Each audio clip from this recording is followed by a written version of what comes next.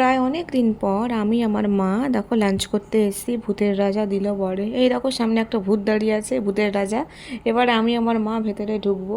আমি এটা first time experience করতে যাচ্ছি, জানি না কেমন হবে না হবে। ভেতরের অ্যাম্বিয়েন্স তো খুবই ভালো লেগেছে। সবাই বলে ভূতের রাজা দিল বরে একবার খাওয়া উচিত, খুব নাকি দারুণ খাবার। সো এবারে আমিও আজকে এসে গেছি। দেখো এখানকার ওয়েটারগুলো কি সুন্দর প্রজাদের মতো জামা পরেছে। আর ব্যাকগ্রাউন্ডে চলছিল গুপি বাইন বাঘা বাইনের সমস্ত রকমের বাংলায় সুন্দর সুন্দর গান। আহা হা হা, যা সুন্দর লাগছিল বলার মতো না। অ্যাম্বিয়েন্সটাও কিন্তু খুব খুব সুন্দর। কিন্তু আমি শুনেছি হাতিবাগানের ডেকোরেশনটা নাকি আরও বেশি সুন্দর। যাকগে, ওখানে যেদিন যাব আবার যখন খাবো ওখানে ওটাও দেখাবো। দেখো কি সুন্দর কঙ্কাল ভূত দাঁড়িয়ে আছে। আজ থেকে 18 বছর আগে 2005 সালে পূর্ব পাটুলিতে এটা নাকি উদ্বোধন হয়েছিল। আমি জানতাম না, এখানে এসে জানতে পারলাম। ওয়াও, এই ওয়ালপেপারটা সব থেকে বেস্ট আমার লেগেছে, কি সুন্দর।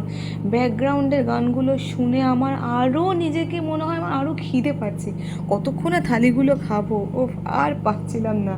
এবার তোমাদেরকে দেখাবো যে আমি আমার মা কি কি থালি নিয়েছি না নিয়েছি। পুরো মেনু কার্ড আমি নিইনি, কারণ আমি শুধু থালি সেকশনটাই নিয়েছিলাম। আর তোমরা যদি যাও সো মাস্ট ট্রাই থালি।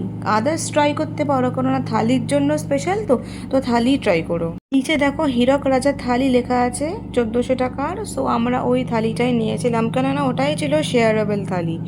আর দেখো গাইস, এই থালিটা কি না কি থালির মধ্যে নেই ভাই সাব। তোমরা ভিডিও পজ করে দেখে নাও, আর নাহলে মেনু কার্ডে যা যা লেখা আছে ভিডিও পজ করে দেখে নাও কী কী আছে না আছে। দেখো গাইস, কি বিশাল খাবার। একটা থালিতে তিনজনের তো ইজিলি হয়ে যাবে। আমি আমার মা এত খাবার দেখে আমি আমার মা দেখো দুজনেই মানে হাসছি, ভাবছি যে এতগুলো খাবার খাবো কী করে। সো ঠিক আছে, খিদেও তো পেয়েছিল।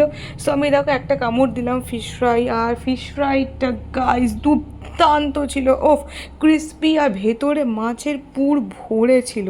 এবারে আমি একটা কচুরি নিলাম, কচুরি নিয়ে আলুর দমে মাখিয়ে বাইট দিলাম। ওফ, যা টেস্টি আলুর দম ছিল, স্টাফ আলুর দম ছিল, ভেতরে আবার পনিরের পুর দেওয়া।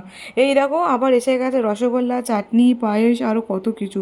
কাঁসার থালায় আবার জলও দিয়েছে। এই দেখো ফিশ ফ্রাইটা ছিল এরকম মাছের পুর ভর্তি। এই ছিল হচ্ছে রাজবাড়ির কষা মাংস, প্রচণ্ড নরম ছিল, দেখো এক টানেই ছিঁড়ে গেছে। আর লাস্ট নিয়েছিলাম আলাদা দুটো আমপান্না, প্রচণ্ড রিফ্রেশিং ছিল গাইস। গাইস যারা যারা এখনও আসোনি, এটা ছিল সোদপুর ব্রাঞ্চে। সো প্লিজ মাস্ট ভিজিট, তোমাদের প্রচণ্ড ভালো লাগবে। লাস্টে দেখছিলে না কি সুন্দর পুচকি পুচকি আম দিয়েছিল, কি কিউট। আমার এখানে আজকে প্রচণ্ড ভালো লেগেছে গাইস। তোমরা যদি আসতে চাও সো প্লিজ আমার ইউটিউব চ্যানেলকে সাবস্ক্রাইব করো, কেননা ডেসক্রিপশন বক্সে কিন্তু সমস্ত কিছু ইনফরমেশন অলরেডি